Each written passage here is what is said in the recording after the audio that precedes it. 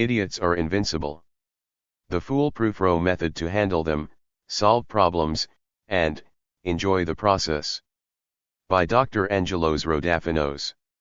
Note, this is the bite-sized version, for those who are in a hurry, of Dr. Rowe's brilliant book with the same title, minus the cartoons. Chapter 10. The beginning, that is, the epilogue. 2 babies were born on the same day at the same hospital. They lay there and looked at each other. Their families came and took them away. 80 years later, by a bizarre coincidence, they lay in the same hospital, on their deathbeds, next to each other. One of them looked at the other and said, "So, what did you think?" Stephen Wright. You have reached the end of this short version of the book Idiots Are Invincible, or, you have reached the beginning of a new period of your life. So, what did you think? I hope you enjoyed the content and the experience. In fact, I hope you enjoyed all or most of your experiences so far. Why? Because the present soon becomes past and is gone forever. For that reason, make sure that you make the most of your precious time on this planet. Put things in perspective and do not blow them out of proportion. View your work, and your life, as it really is or, better than it is. Appreciate the positives and learn from the negatives. Let us summarize the lessons on stress management and problem solving, and review some of the tips by Don Stressett. Stress. Stress can be useful or harmful. A certain degree of stress is necessary. It provides alertness, variety, and serves as a comparison standard.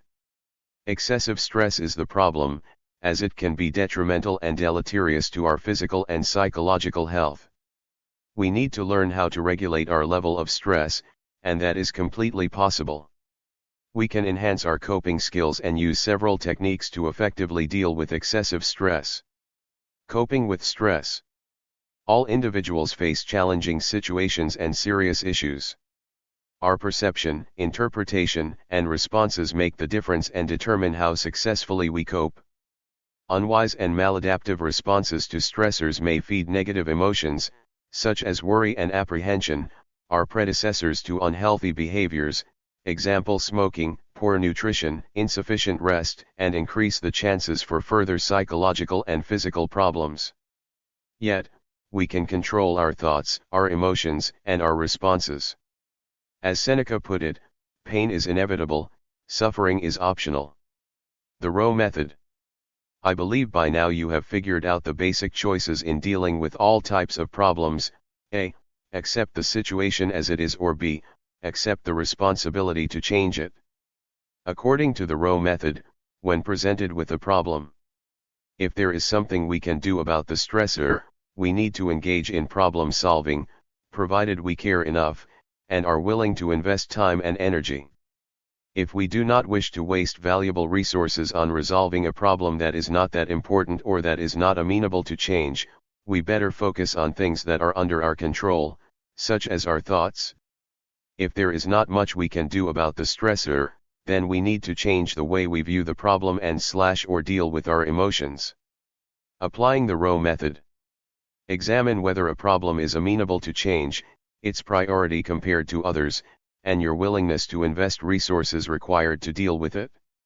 A key concept of the method is that we need to pick our fights wisely and spend our time and energy carefully and in moderation. They are both limited. Tips and drills by Don Stressett. Most people waste their energy trying to change things and situations that may not be under their control. With wisdom, tolerance, and humor, Don presented ideas on how to start the day, change the way we greet others, deal with angry or miserable people, avoid unhealthy food, and how to keep working on our self-improvement. Bonus tip. I guarantee you will face problems and setbacks. To expect otherwise would be insane. Accept problems as an unavoidable element of life. Every now and then remind yourself of a truth that will comfort you. This too shall pass.